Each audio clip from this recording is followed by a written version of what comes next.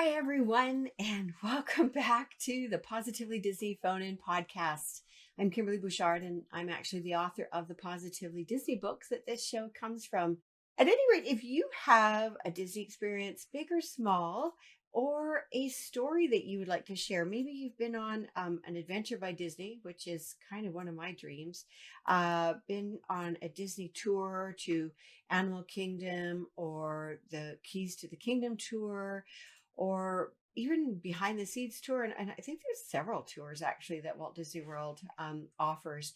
I know that there was a Segway tour at one time at Epcot, and they've since stopped doing it, and I could kind of see why, because of course safety is first, and I think that maybe people were not having a good they were not having a good safety success rate on the Segways. That's all I can say. So at any rate, yeah. So the phone number on the screen, 844-483-4763. And if you'd like to share a particular adventure or experience, that'd be great. And Melissa, hello to you. And I think you were our caller. So if you want to call back and we can grab that number, that would be great. Hi, welcome to the show. This is Melissa Fass is on the line, everyone. How are you doing, Melissa? I'm good. How are you? I'm good. Thank you so much for calling in. And I would like you to take the mic from me right now and share a little bit about maybe what you do or what you're going to be doing with everybody and everybody. Melissa is a wonderful cast member at Walt Disney World, and she and I have met a little bit through Facebook and email, I think, as well. But it's nice to hear your voice, Melissa. Go ahead, take the mic. Well, most of you know now I work at Trattoria Forno at Disney's Boardwalk Resort. And as of this year, I will be in the Walt Disney World Epcot Candlelight Processional 2017 for Christmas, which is really cool, and I'm excited. That is so amazing. I was very fortunate. I've been to two processionals, one actually last year and the other one was 10 years before. And if anybody has ever experienced a processional, I hope it's not going to get me all teary-eyed here, but it's so breathtaking, the music, the choirs. And how did you get involved with that, Melissa? Well, I've been doing it since 2014, no, 2004. Matter of fact, I started when I was in middle school, and then I worked my way back into high school when I performed with Astronaut High. And so when I graduated, it was a really sad experience for me because I loved Candlelight, I loved the songs and performing on stage. So when I became a cast member, I saw that the sign-ups were available to be a part of Bree. And so when I signed up, I was basically like, okay, I'm going to audition, see how this goes. And little did I know that the person who was auditioning knew me from the high school when I performed. So that was a lot of pressure. But I was selected as an Alpha One, and I'm really excited to be a part of it this year. Oh my goodness. What's involved in an audition, Melissa, for that?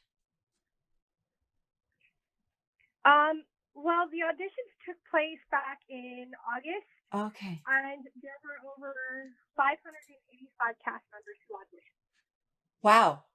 So do you like go in front one by one and sing as something for them, a song or something, or how does that work?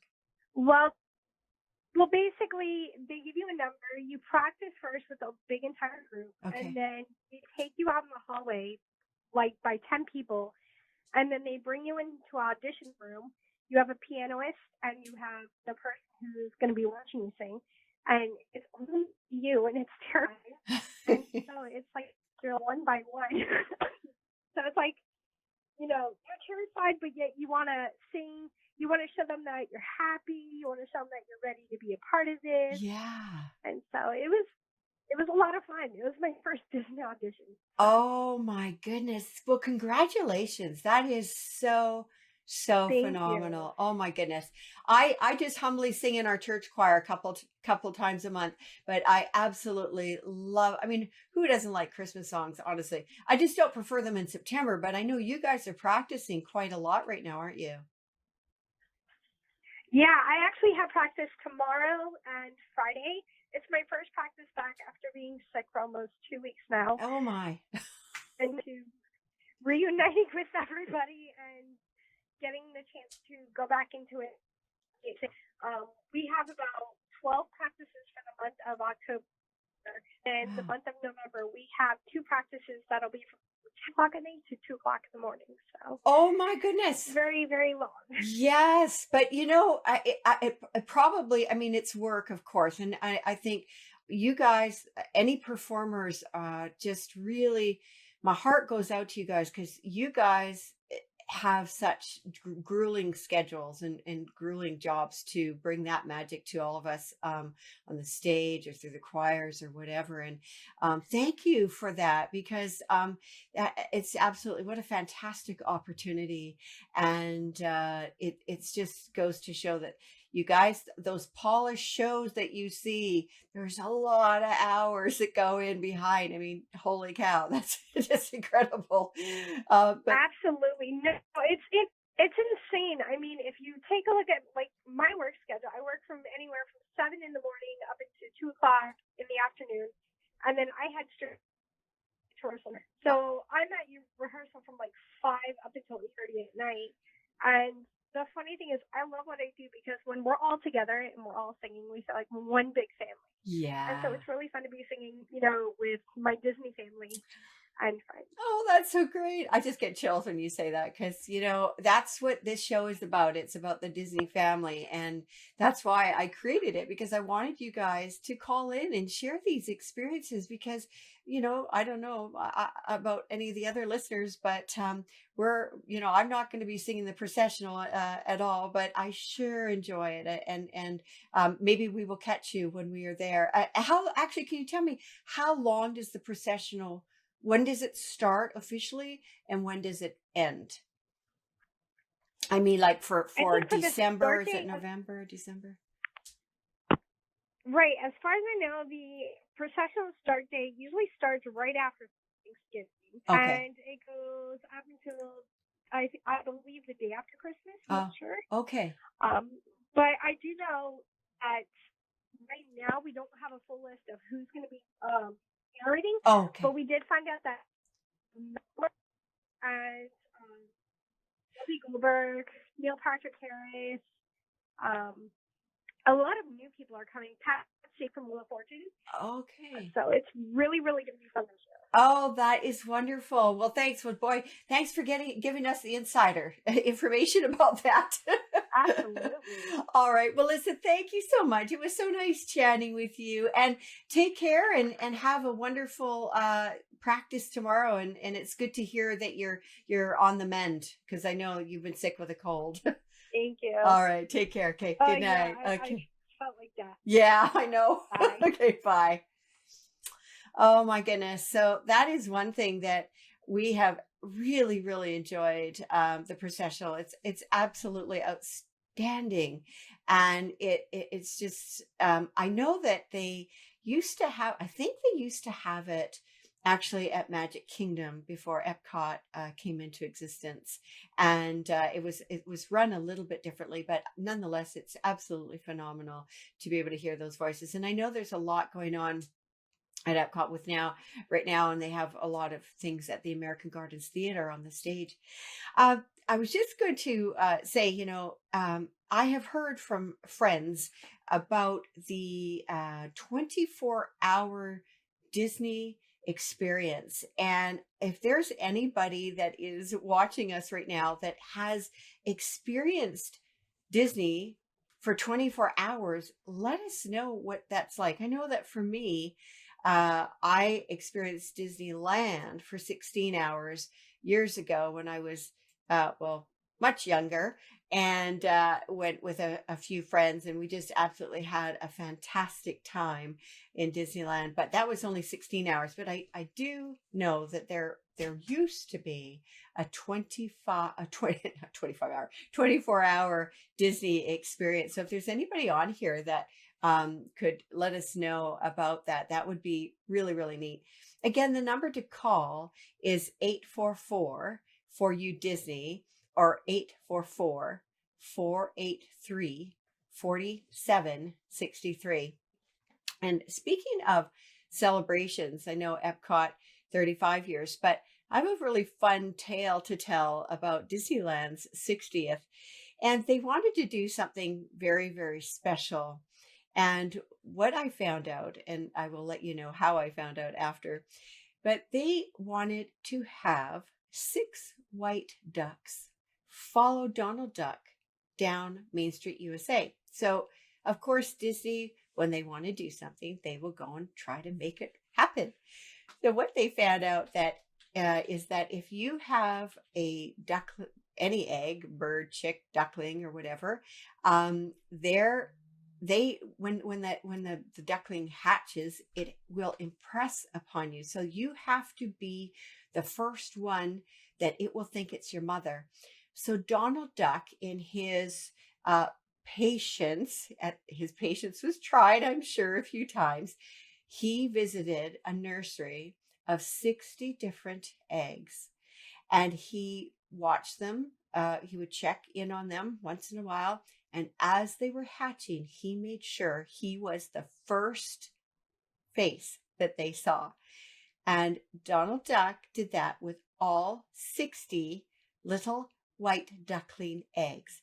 So guess what? They all thought that Donald Duck was his mother, their mother. And what Disney did, and I wasn't there, but I heard this secondhand, is they were all ready to go down Main Street. And of course, you can't make animals do whatever you want them to do, but you could try and prepare as best as you can. So Donald Duck got ready, and the keepers and the ambassadors were there with these 60 ducklings ready to release them. As Donald Duck started walking up Main Street, USA in Disneyland, the 60 little ducklings were released, and all 60 white ducklings followed their mama, Donald Duck, all the way down the middle of Main Street without a beat, without a flap. I think that is an incredible, incredible amount of care taken to bring forth a really fun opportunity for Disney to show off Donald Duck, who actually is my guy. I love Mickey, and I think I have a newfound love of Goofy as well, but Donald Duck is really my guy. So I can imagine the work and the preparedness for that went into those celebrations as well. Again, if anybody has been to any of the Epcot celebrations or want to share with us, please feel free to do so. It looks fantastic, actually. Well, I have been very fortunate to have traveled to a variety of places. Oh, well, I have another call, so let's take that call. Hi there, you're on the air. Who am I speaking to? This is Jeannie Gallo. How are you doing, Kimberly? Oh, hi, Jeannie. Oh, my gosh. So, everybody, Jeannie is a lovely, lovely, I will call her my Disney princess, because she does so many amazing things. I follow her post. She calls it princessing, and love what she posts. Very positive person. Thanks, Jeannie. I will let you talk, though, and give myself a rest here. How are you doing tonight? Before I forget, I was talking to somebody saying that I talked to you earlier about coming on the show, and he wanted to make sure that I told you hi, Jonathan from All About the Mouse. Oh, my goodness. Yeah, he said, I love Kim. Make sure you tell her I said hi. So there's the hi. Okay. All right. I didn't know you knew each other. Yeah. Oh, that's fun. He was down here recently. So, yeah. great guy. Cool. Great guy. Yeah, he is. And I heard you were talking about the 24-hour event at Disney World. Yeah. So I did do the last one that they had, about 2.5 years ago, a little over 2 years ago was the last time that they had one here. I believe it was Memorial Weekend. And I did that one. I did another one previously. I did not stay the whole 24 hours. Oh, I'm not that crazy. But if you look at my blog, the Princess Papers, and you look at the photo at the top of the blog, it's a picture of the clock on the castle. And the clock says something like 4:30 or something like that. But it's dark out in the background of the picture. That was at 4:30 in the morning. 4:30 a.m. Oh my gosh! So when did you start? Like when did you? So from what hour did you start and what hour did you finish? I think that I waited because I was staying over at Bay Lake Towers. Okay. And so I just strolled over. It's attached to the Contemporary there, and I went over kind of after the crowd left, like at fireworks time. And I went in and just, spent the middle of the night hours there. Okay. And I'll tell you what, Jungle Book Cruise at 4 a.m. or 5 a.m. is awesome. Oh, really? Oh! Everybody is just so, punch drunk, tired. Everything is doubly funny. And it was the best time. It was so great. And, I mean, by that time, you're there in the middle of the night, like legit middle of the night. There really was, we weeded out a lot of the families and with the small kids. And so the crowds are ultimately much lower. Oh, my goodness. So it was just really, really nice to kind of have the whole run of the place. Yeah, my goodness. So do they go like 9 in the morning one day and finish 9 the other It day, was something like that. It was like from 7 a.m. to 7 a.m. Something like that. Okay. Oh my goodness. Or 8 a.m. to 8 a.m. Something like. I left about an hour and a half before they did the final closeout thing. But I couldn't see straight anymore. Oh, I can't imagine. I'm like, I just gotta get back. I think I would be drinking an awful lot of coffee. And Gina, I just want to say for anybody that's watching, just bear with me and keep trying. I know there's several people calling in, but we just have to take one caller at a time. Jeannie, what was the overall feeling? Were they big crowds? I know you said they thinned out sort of in the middle of the night, but like for example, an attraction time. It was big. People were dressed up. There were lots of weird costumes. I was all like Haunted Mansion costume. Everything. Fun. It was a lot of fun. Oh my gosh. I did want to mention the 35th also yesterday. Please. So I did run over there, and I skipped the opening ceremony stuff. The crowds were crazy. And everything, anytime you're going to have an anniversary. Yeah. So I had done the full from opening time Magic Kingdom 45th last year. But this year with Epcot, I went a little bit later. And I will say the lines for merchandise, at what point they were announcing it was like a 7-hour wait to buy merchandise. For the Expo event. And I did when I went in, I saw the lines. There was like the pin traders line, then there was like the pop-up shop, I was there merchandise line, and then another merchandise line. And I mean, it was the whole front, like around Spaceship Earth, just lines everywhere. The line to get the cupcake at Starbucks, like everything. Oh my gosh. It was pretty busy.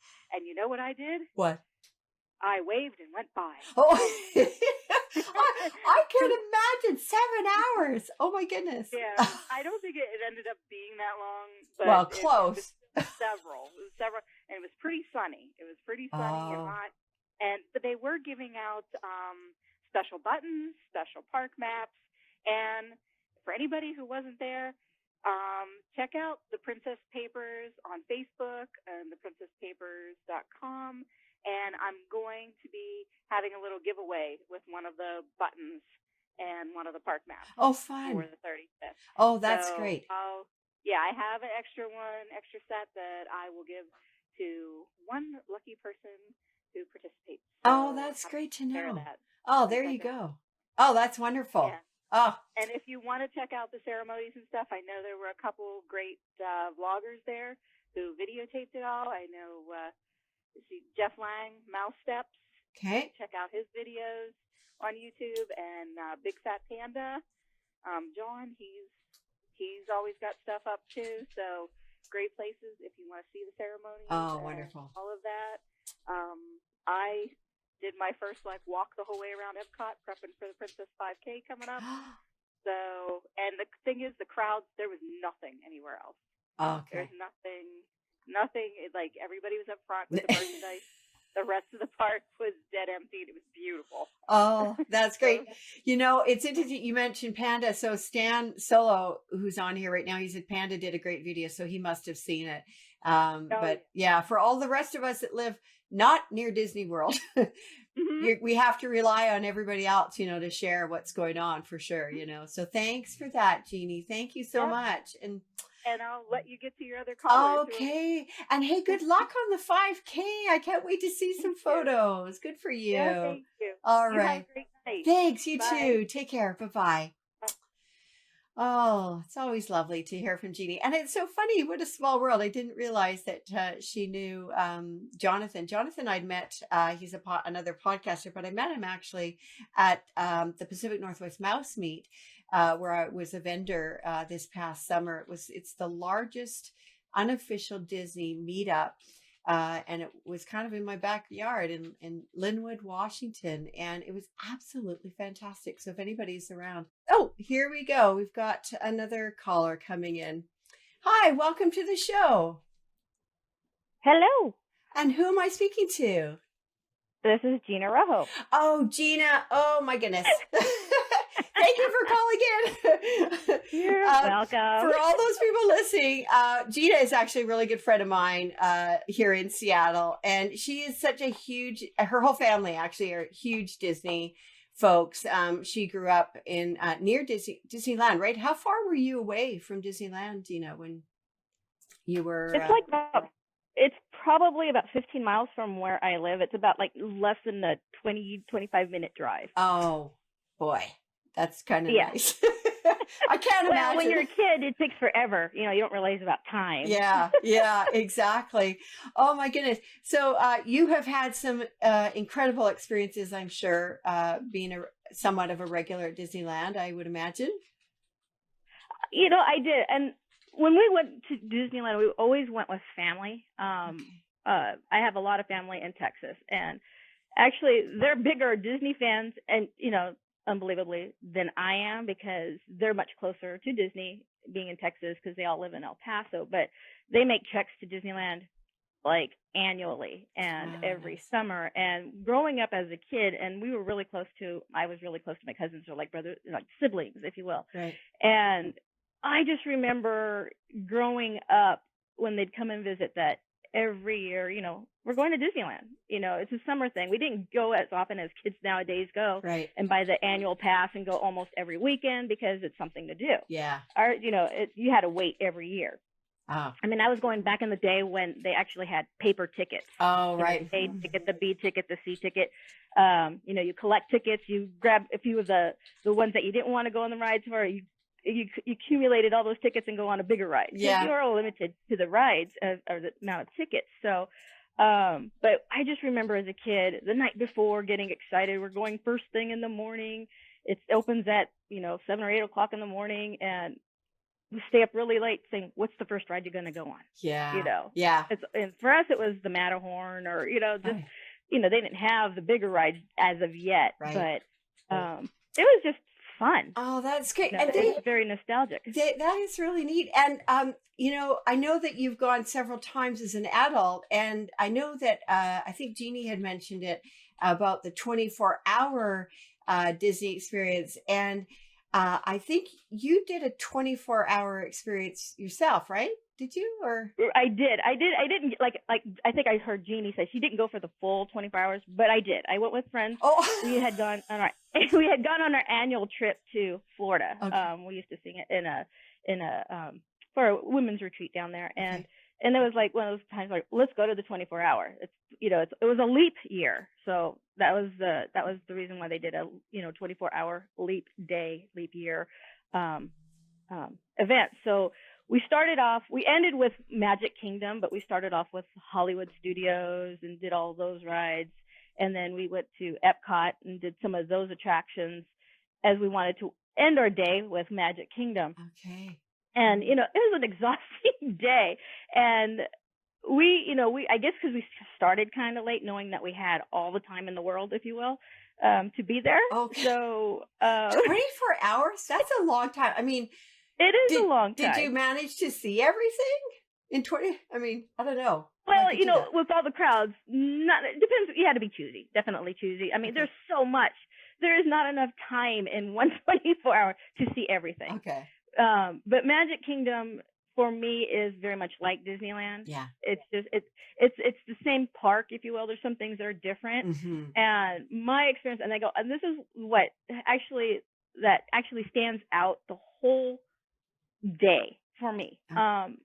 As you know, I grew up in California and I went to Disneyland, and there was, we were at Disney World, and I was waiting for my friend. I was waiting with her husband, actually, and she and her son went to, I think that was Stitch's Great Escape or something, and we were just kind of hanging out. And this is like after 2:30 in the morning, so you're kind of winding down, you're kind of getting tired, and it's like, okay. I go, I don't really want to, watch, Stitch. So I go, I'm just talking to my friend Eric, and he was just going, just hanging and just chit-chatting, and then all of a sudden I just kind of turned my head, and I couldn't remember where we were. It was like in the Tomorrowland area, and I'm just going, I see this TV off in the distance. It's black and white, and I noticed it's Walt Disney, and he's talking to somebody. And so I was just kind of curious because it was really bright in there, and not very many people hanging around. So I'm just kind of walking over there, and the volume started getting louder as I got closer. And then all of a sudden I realized, wait a minute, I hear a little jingle, and I go, no, it can't be, because I thought this attraction was dead and gone, if you will.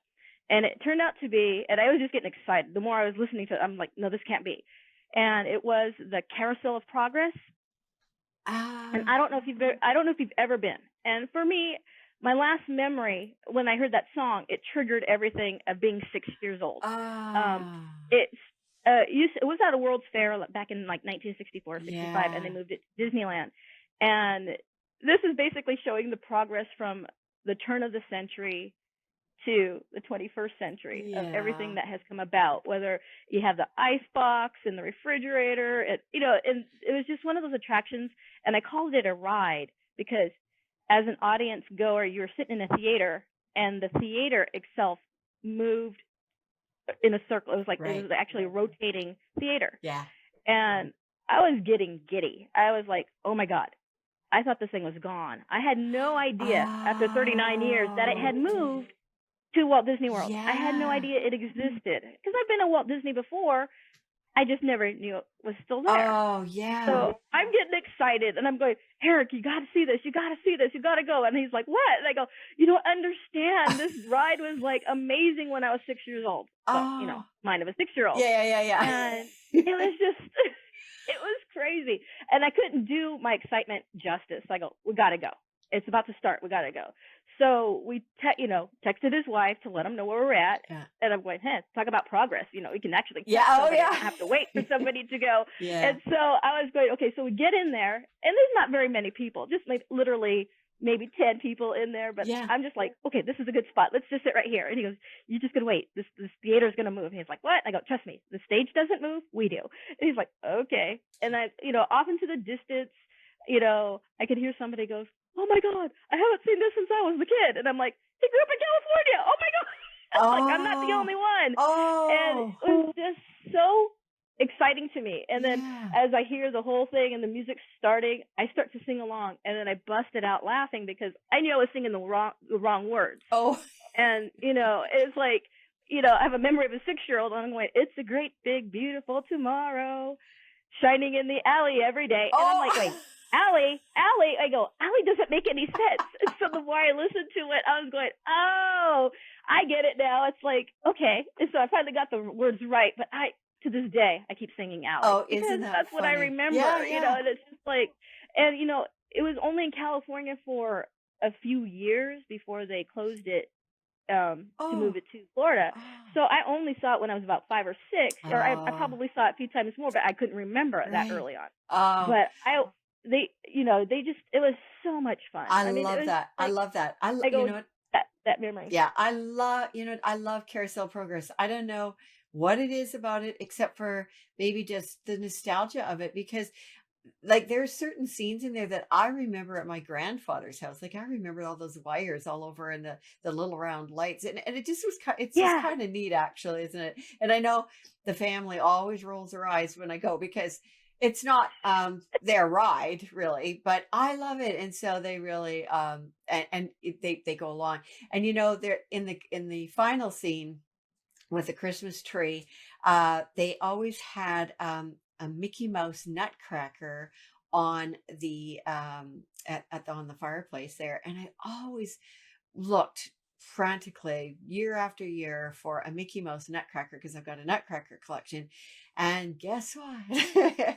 Finally found it after I don't know how many years. So that's another thing I liked about that ride, and just I'm so glad that you found it again. And for those people that have anybody listening in that think that that the Carousel Progress doesn't exist, it does still out in Walt Disney World. I mean, it's like what, 40-something years old. Yeah.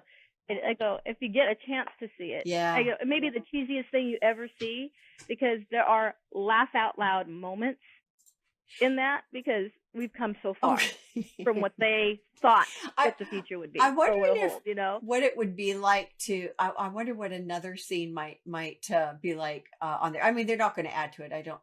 Of course, I think they would be. I think they would kind of ruin the whole thing if they added another scene, but I just kind of wonder what the next scene would be.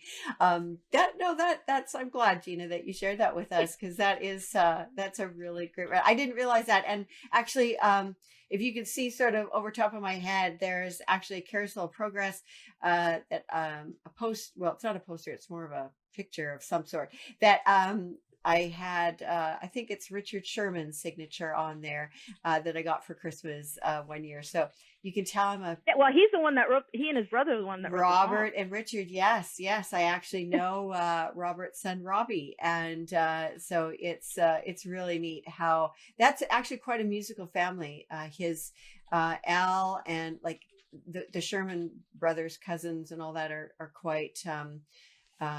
Well known in a lot of different parts in the world. But thank you so much, Gina, for calling in.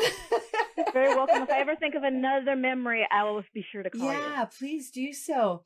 Thanks. Have a great night. All right. You do the same. Okay. Thank you so much. Thanks, Gina. Bye-bye. At any rate, I think that it's almost time to wrap up tonight.